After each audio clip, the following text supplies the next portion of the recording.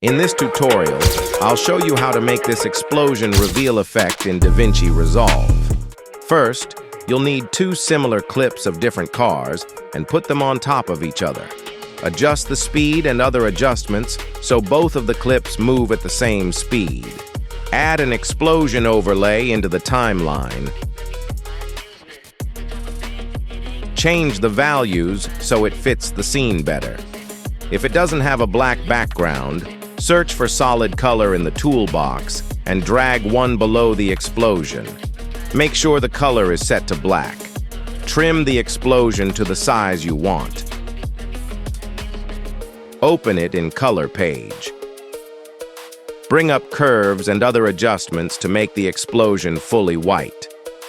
Like this. Go back and combine it with the black background. Once again, open it in the Color page. Open Qualifier window. Click here to toggle on Selection View. Drag Luminance slider from the end until the explosion turns gray. Right-click on the Node section and add Alpha Output. Connect the blue line. Click here to toggle the Selection View off. Now you should have this reveal shot of the car. Open Edit window and adjust the position of the explosion if needed. Select the Ferrari clip and the explosion clip and combine them together with a compound clip. Cut the clip where the Ferrari shows normally. Nice. Open it one last time in the Color page.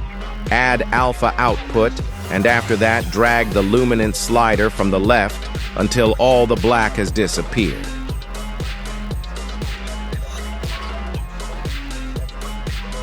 Now simply combine the clips together and you are ready to speed ramp. That's basically it.